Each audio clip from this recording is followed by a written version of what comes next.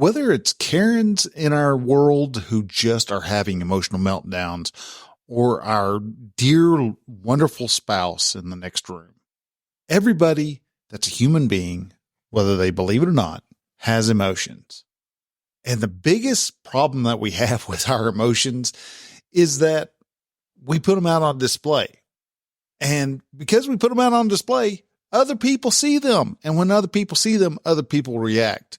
We're going to be talking about other people's emotions this episode of 214 of The Relaxed Male. This is The Relaxed Male, a show that comes to you each week helping men to remove the nice guy from their life so they can actually live their life on their terms. Join the host, certified coach Brian Goodwin, as he helps men step out of their heads and become free from the thoughts that bind them.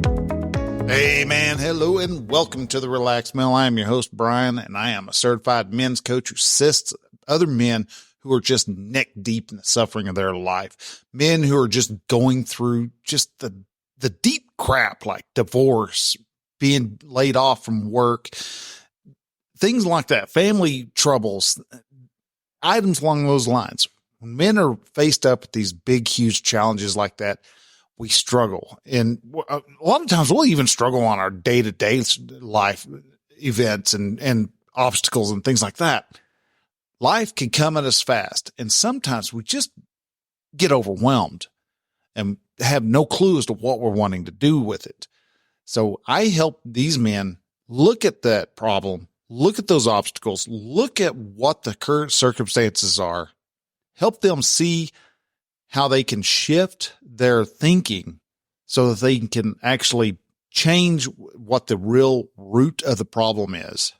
And they can continue to go through life confidently and in a masculine energy so that they are actually becoming great leaders for their family, for their community, and for those around them. In each episode, we look at what it takes to make those changes. How do you look at life? How do you look at the different aspects of life and suffering that you go through so that you become better, stronger, more successful on the other side without, playing all the victim. And today we're going to be talking about other people's emotions, something we have no control over, though we want to, especially nice guys, love to try to control other people's emotions. But before we get into that, I want to say thank you guys. Thank y'all so much for listening to the show. Yeah, it is amazing to see that we're still climbing.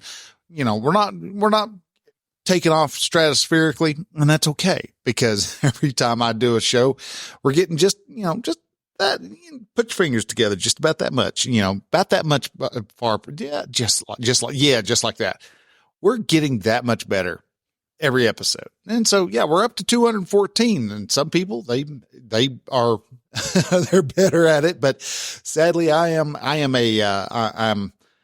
have a unique way of talking, so it takes a little bit of a learning curve to, and I'm an acquired taste, if that's how you want to look at it. So anyhow, guys, I want to say thank you all very much for listening, and we are still growing. We still are getting more and more people to show up. And if there's anything in here that you hear that resonates with the guys in your circles and stuff, share it out with them, share it with them, let them know, shoot them a little note, say, hey, this got me to thinking of you, listen to this, and let's, you want to talk about it. I'd love to talk about it, and just send them a copy to this episode or another episode that you think would benefit them. That way they know, and they can help spread the word of what Relaxed Male is. And we can continue to grow and continue to get bigger, because there's a lot of great ideas that are fixing to be kicked off whenever I see a big enough of a demand for it. Now, let's go ahead. Let's jump in. We're talking about other people's emotions. This is something that, like I said, gets us nice guys into trouble. We stumble over this. We struggle with this time and time and time again. And it's just because of what we see. Now, I've talked about the model before, and we'll go over the model real quick for those who are just now listening. The model is a circumstance. You have a circumstance that comes along, and And the circumstance is nothing more than the very base facts of what's happening.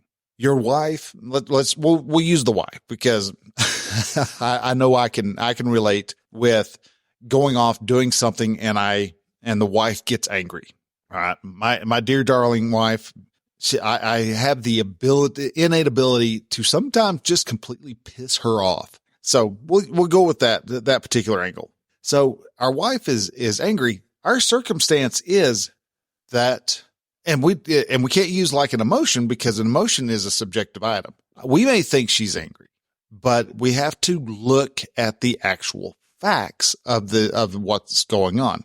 So the circumstance could be that my wife slammed the door. All right. What was the thought? Thought is she's pissed. The emotion may be that I start having a bit of anxiety showing up because it's like, oh crap, what did I do to piss her off? I don't know the details of it. So I'm going to start worrying and stuff like that about why she slammed the door. And I could choose to become angry that she slammed the door because I was talking with her when she slammed the door. And could be a whole lot of other emotions that come up.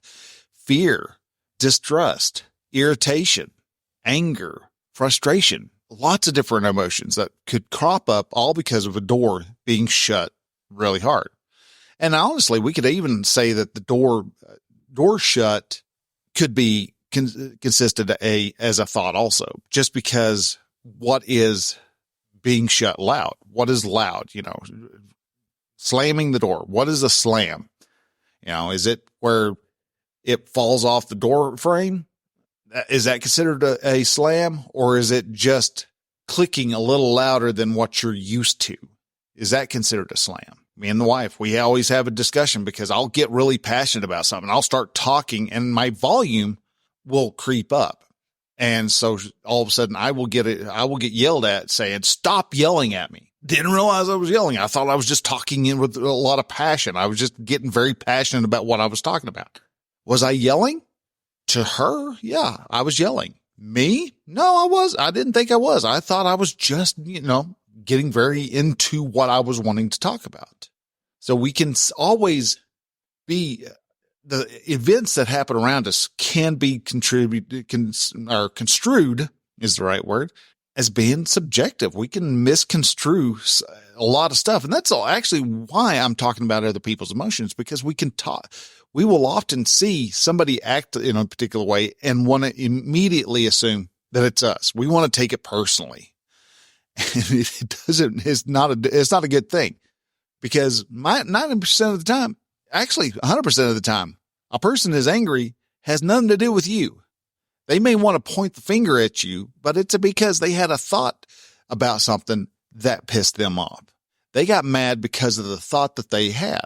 So the door slams, bam, and you think, oh, she's pissed, which gives you, again, if we're a nice guy, it's going to be some type of anxiety. We're going to start having some worry bubbling in our gut or wherever you feel the emotion. So we have the circumstance of the model. C, circumstance. Then after that, we have a thought, which is the wife is mad.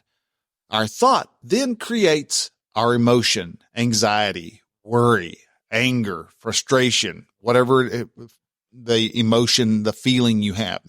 We call that our F line. Then we have an action. We feel worried. What are we going to do?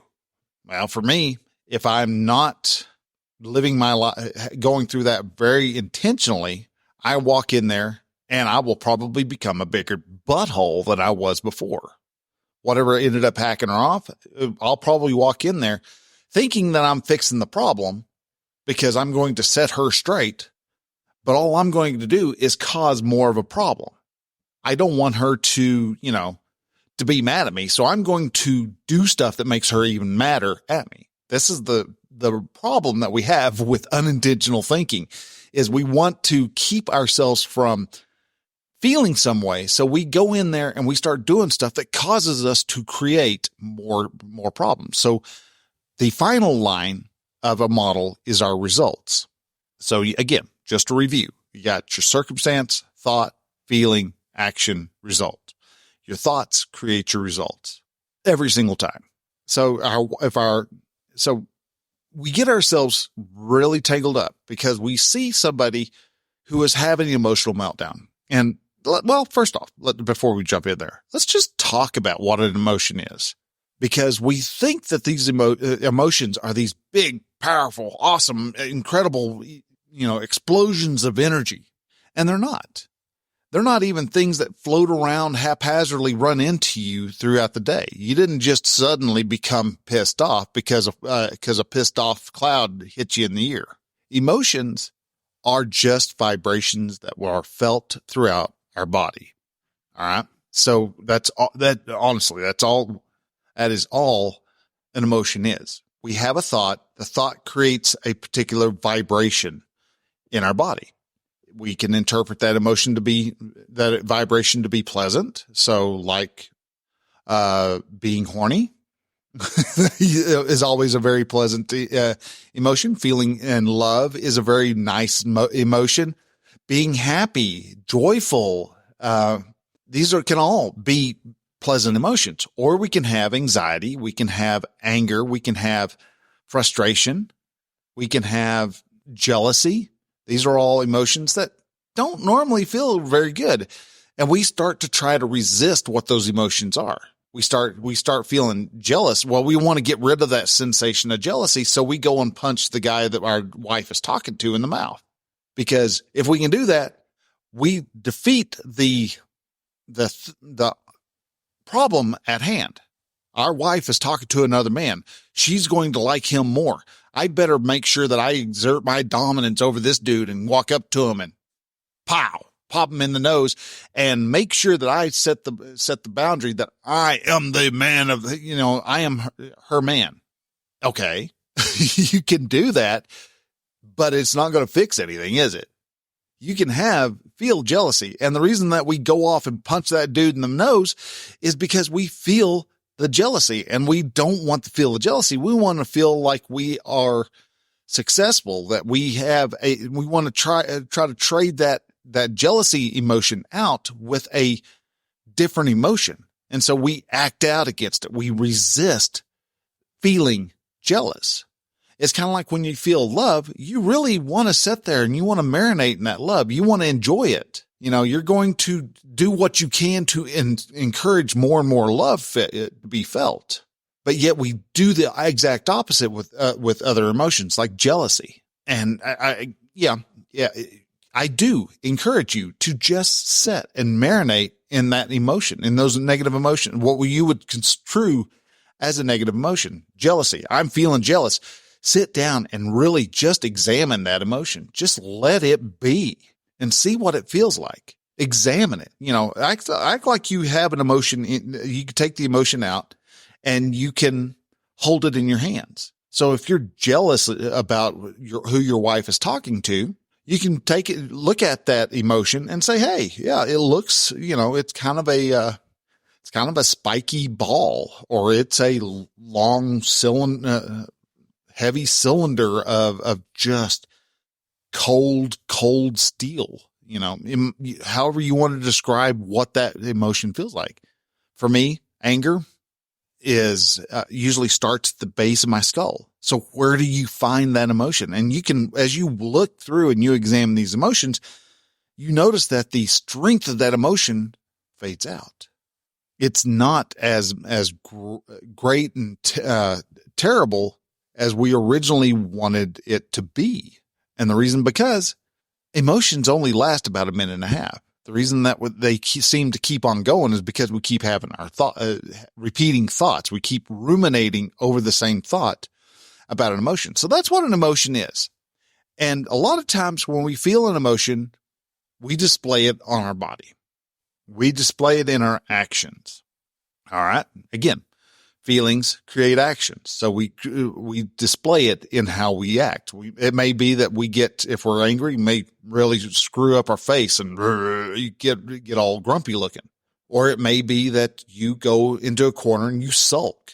You pout because you're angry, but you don't want to say nothing about it. So you sit over there in the corner and just scowl at people. These are all actions, but also Inactions are actions. So not talking about the problem because you're angry is another example of an action that you're taking to work on an action that you're taking to because you feel a particular emotion.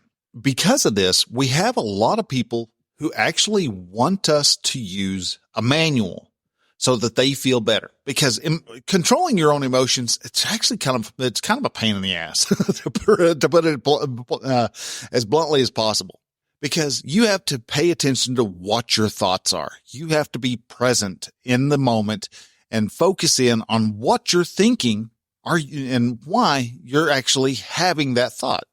Start examining all the little thoughts that you have. Oh, you're pissed off. Why are you pissed off? Well, because someone pulled out in front of me. Well, why did that piss you off? Because I could have hit them. And so you look at it and you examine. All of a sudden it's like, oh, because I felt scared. I had a touch of fear and I didn't like the sensation of the fear. So I wanted to yell at the guy to make myself feel better than being scared, because being scared feels like you're a little bitty guy. You feel lower than a snake's belly in a wagon wheel rut, where you feel bad when you're scared. So we're going to get angry and we're going to try to, because anger feels like it's got some power into it, except it's oriented it's a fear-based emotion. So it's going to just react more because you're having a fear. So we have these manuals, which are just items that a sense of controls that we give to somebody going, hey, this is what a person does to make me feel nice, make me feel happy, make me feel loved, make me feel happy, make me feel whatever. All right. And I talked about that earlier on, different ways that people try to control you is with this manual. And when we have this manual, we want others to use it. But the problem is that nobody really cares what your emotional state is. Your spouse will carry a bit, but if you're doing something and they find it to be a pain in the ass, they're going to say, grow up, dude. No, I'm not going to go off and strip naked the moment you walk into the house. She's not going to do that. She may start at the very beginning and know that that's what you want to do the moment you walk in the house from a long day at work. But eventually 5, 6, 10 years down the road, somewhere along the way, she's going to go, yeah, we're done doing this. We're not doing, I'm tired of doing that. I've had a long day myself. And, no, we've got other things we have to do. And then you have, all of a sudden, she's not following your manual anymore. So eventually and because people don't like to be manipulated, they're eventually going to rebel against that, whatever that manipulation is. But you do this to make me happy. Well, then you're going to have to find a different way to get happy. But the issue that we run into, and the reason why other people's emotions are such a pain in the butt is because of what we make other people's emotions mean. So we see like a Karen having a meltdown on the plane. She wants to be able to sit by the window, and you've already taken the seat, and she starts calling you names and all this. Well, what is she doing? She is angry that she doesn't get to have her way. She didn't get to manipulate you. And so she starts, calling names. She starts throwing a fit. A lot of times Karens are Karens because they're drunk. And that's, there are only two honest people out there, types of honest people. There are toddlers, young kids, and drunk people. You want to know who a person really is? Let them get drunk. That's when they let take the masks off. They show who they really are. And yeah, there are a lot of times the friendliest people out there become real jerks because they're busy trying so hard to keep up appearances of being nice.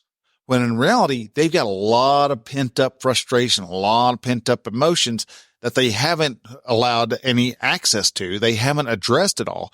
And so when they get drunk, they get really freaking ugly, really freaking quick.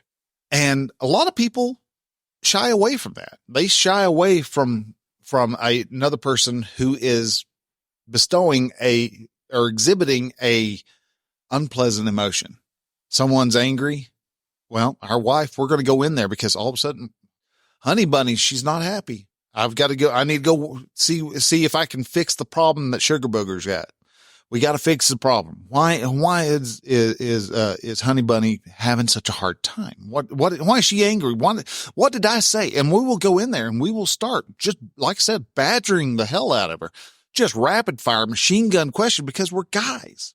We want to find a solution. We want to fix the problem. And it's not that she has a problem. She's just pissed off. All right. She's angry. But we want to take that as being a problem and we want to fix it. And she doesn't care to have it fixed. She likes the fact that she's feeling angry right now. And good on her. She wants to be angry. She can be angry. How do you handle your emotion about her emotion is what we boil it down to. Because all of a sudden she's angry, which causes us to have a thought, which creates an emotion, which creates an action, which creates the result of us going in there, pissing her off even more. We want to try to control these other people's emotions. And the honest to God truth is, her being pissed off, you can't feel a damn thing about that. You cannot feel her emotions. Her being angry, if she didn't make the facial features of what she was making, that she was angry, she didn't slam that door. If she didn't stop talking to you, you would have had no idea that she was angry. You would have no idea that she was, happy unless you saw the smile on her face. Smile, thought, she had a thought. She had the emotion of being happy. Her action was she smiled. To boil it down to the basics. Again, we're doing a lot of boiling here. So we see other people's emotions. We see other people's actions. And that's actually what we're responding to. We're responding to the other person's actions that are based on what their emotional output is. Doesn't matter. It doesn't mean beans, honestly. They can be angry. It has nothing to do with you. Their anger is because they had a thought. You have no control over what their emotions are. You have no idea of what the thought was that actually made them angry. Now, granted, you could talk to them and they might be able to have enough internal dialogue and intentionality in their thoughts to understand it was the sigh. I'll give you a bit of an embarrassing example of this. All right. And this is embarrassing for me. So, so anyhow, one night, me and my wife, we were fooling around and stuff. And as I was getting all aroused. I was getting all hot and bothered and stuff. And then out of nowhere, I don't know what it was. I don't know what her thought was, but she just sighed. And the way I interpreted that sigh is that she really just wasn't into it, which immediately caused me to fall out of my current thoughts, out of my own line of thinking. And I lost the old mojo, the erection I had went away. And she then responded with, well, what's wrong? What did I do? It wasn't her. It was me. I had the thought that she was not happy. She wasn't feeling it, and that she was getting, bored with the actions. I had all these different thoughts, but the fact that she actually responded with, well, what did I do, shows that no, she was just, we sigh for weird reasons. All right. Most of the time it's a mental shift. So she might have sighed because she found that her thoughts were, straying away from the moment. And so she may have just been sighing just to bring herself back to the here and now so that she could be very present with me. But I took it as being that she was going from me to someplace else. And so it caused a bit of a problem. It caused anxiety in my wife because all of a sudden, Mr. Happy wasn't all that happy all of a sudden. And he decided to go someplace else. And it's like, what the hey? What's going on here? I thought we were going to have some fun and now things ain't happening. And this is what happens with a lot of guys, especially, millennials and the later Zoomers or the earlier Zoomers they're having a problem with porn-induced erectile dysfunction. This, it's a complete different, rabbit trail side note, but But a lot of guys, a lot of Gen Xers, our ED that we actually have is because we are not intentionally being in our head. We're lacking the intention is what I'm trying to say. We're not intentionally paying attention to the thoughts that we're having. So all of a sudden our wife of 25 years takes a deep sigh, and all of a sudden it's like, oh, well, she doesn't actually, she's not turned on. She's not ready to go. And away the firmness goes, all of a sudden our board becomes a limp noodle, and there's not much we can do. We can try to restart the engine, and sometimes you can, other times you can't, but it's because of our thoughts. And if you can just let the thoughts go and just be present with what your body is and pay attention to the different emotions or sensations, and sensations are different than vibration. Our emotions are vibrations that start in our mind and go throughout our body. Sensations start in a spot on our body and go to our mind. So our emotions affect so much of our body because of our thoughts that we have. Our emotions are our emotions. They're not our wife's emotions. We can look at her and go, well, she pissed me off. No, actually she didn't. She did an action that you interpreted as being a reason to get pissed off about.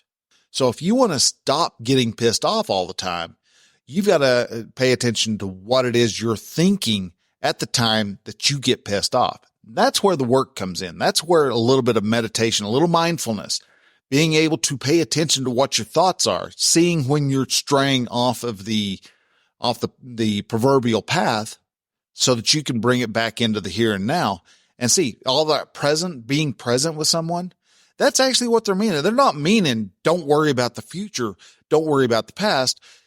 It is just experience what you're experiencing. Be intentional in what your thoughts are right now.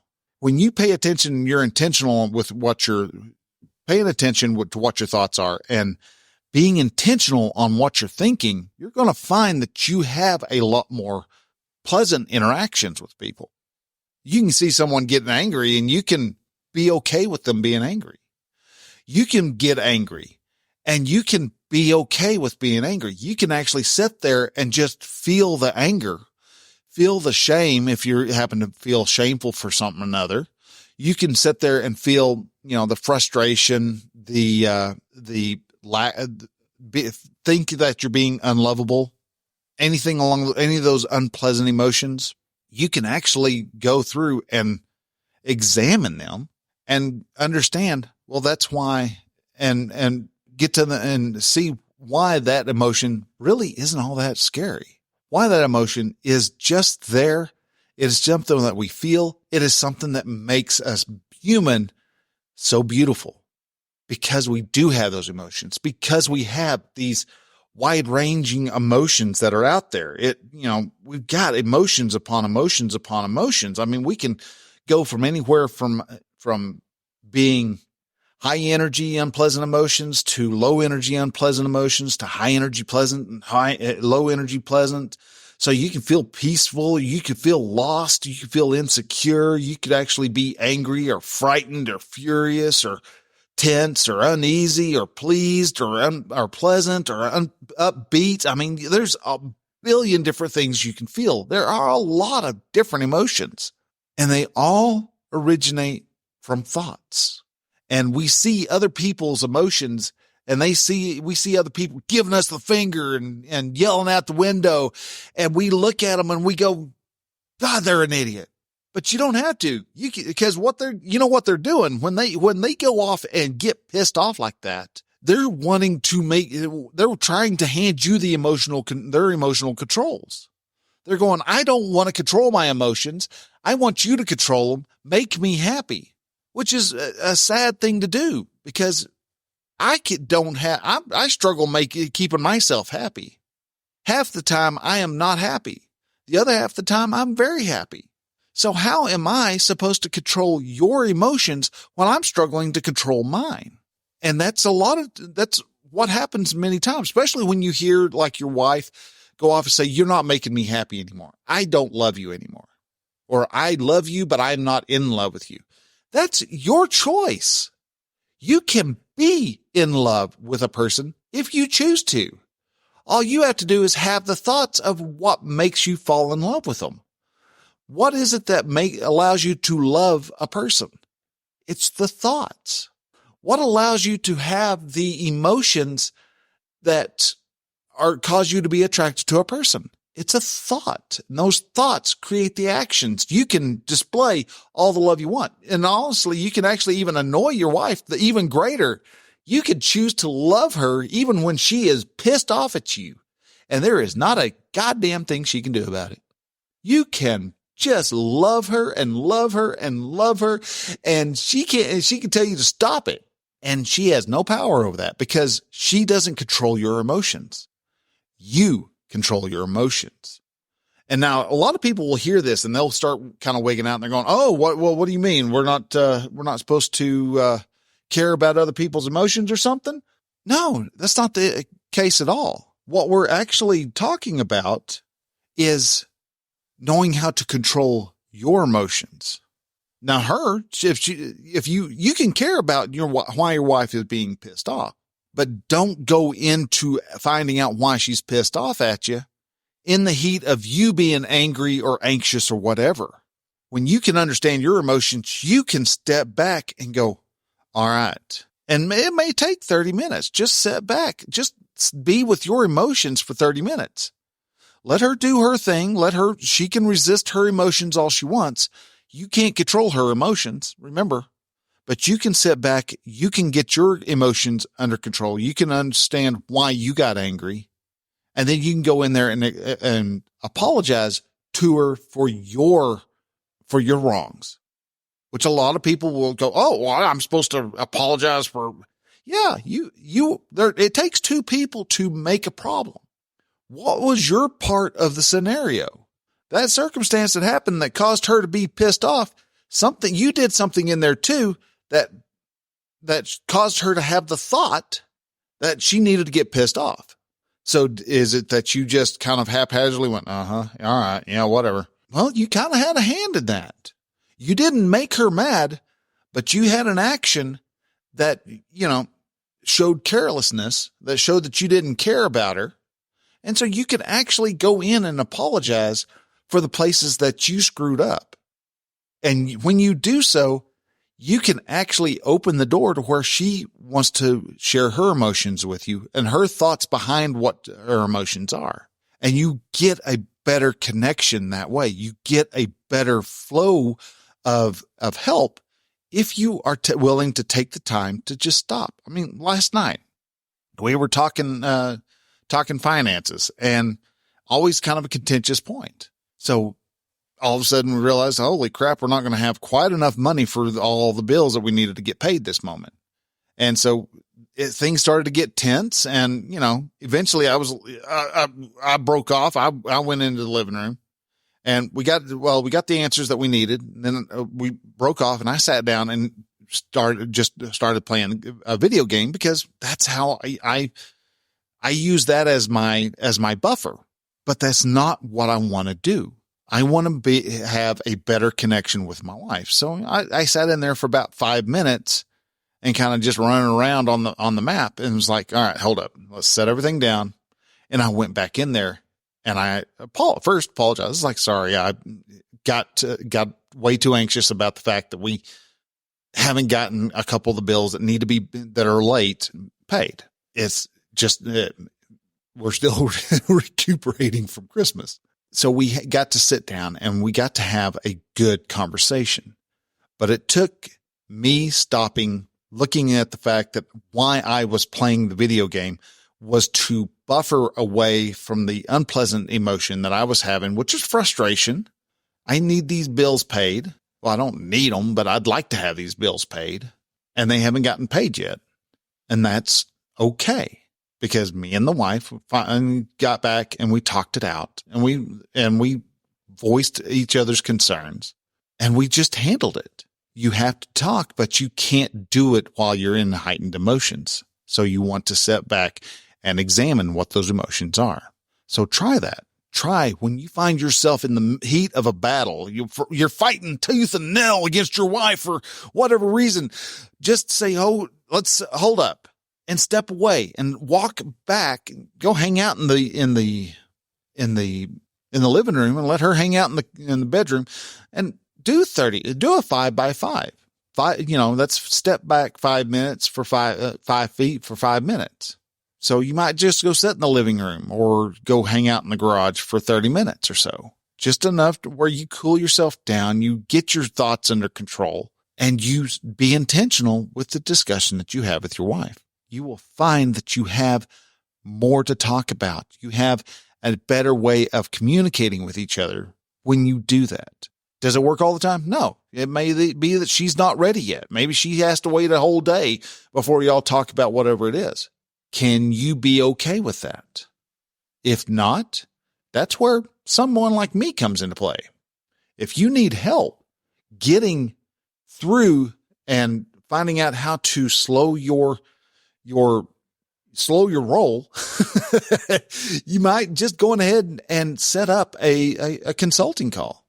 See how you and me can work together. Find out you're the type of person who really is ready to change your life. If you would like to have your life flipped around where you have a good relationship with your spouse, a good relationship with anybody around you, figure out how you can become a differentiated person. You will find that your life becomes a lot better when you have that differentiation, which is you living your life as you, your wife living her life as her, and y'all get to enjoy each other's company for being the complete and total person that you are. Flaws and all, warts and all. Yeah. All right. You fart like like a truck driver after bean night at the Flying J. You're good. All right. She may not be very happy with you that your covers won't lay down because you've got such a fog underneath there, but y'all can still laugh about it. Y'all can still have a good time because you are two individual people. She's laughing at it and you're laughing at it, but for y'all are laughing at it for two different reasons, and that's okay. You want help with that? Then please go to relaxedmale.com/coaching and we can talk. Or even better yet, if you come on over and go to relaxedmale.com/contact. Here's a little secret. This is only available through here on the podcast. It's not going to be it's not showing up anywhere on the website at all. If you go to relaxedmale.com/contact and in the form say that you want the special coaching. That's all you got to say. I will let you know where we're at. Right now, I have one space open, and that space is probably going to get filled today. And this is Saturday, the 27th. I've got one space open that's left for free coaching, 6 months of free coaching. And it's going to be, I'm modifying this a little bit because I realized exactly how full I'm fixing to get myself as this keeps going. So instead of the once a week, the few that are still weekly, we're doing weekly, but we're going to be expanding this out. You've got a coaching package that's for free. All right. And there's one spot open left on it. When this one gets taken, I've got 5 more coaching packages that are coming open, and these are going to be for $300. This is a $6,000 coaching package that is for $300. That's 95% off. If you're interested in that, let me know. If you go to relaxedmale.com/contact, fill out that form, special coaching offer. We'll put that. Actually, what I'll do is if you go to relaxedmale.com/special coaching offer, there's just going to be a little contact form there. All you have to do is fill it out and say, hey, I'm interested in getting this special coaching offer. So relaxedmale.com/coaching offer actually is right now. I will go ahead and let's get that all set. All right. Yeah. That's coaching offer all together. One word. Give this that. there. Just fill out that form, send it to me. I will reply to you, and we will set up a time to talk and find out how good of a fit we are. And like I said, once the 300 is full, that's going to go up to 600, then 1200, then 2400, 3600, 4800. Then we're getting the full package for $6,000. So you know the pathway. Every 5 people, it's going to go up. So if you want to get in, you want to get some coaching, you want to find out if you can actually have a great relationship with your wife and see what a good relationship is, then I would be jumping in quick, going to relaxedmale.com/coaching offer. And like I said, all together, one word, no spaces, no dashes, no underscores, anything like that. Coaching offer, all together, one word. And we will see what we can get done. All right. So guys, with that, I'm going to let you go. I appreciate you so much for listening. Share this out. Share this with your bands of brothers. Let them know that there's Relaxed Male out there and that we're growing and we're going to become a freaking movement, and people are going to be talking about us. And why not go ahead and jump in on the bottom floor. So guys, thank you again for listening. Take care. Love y'all a lot. See y'all next week. Till then, go take some action. All right. Bye.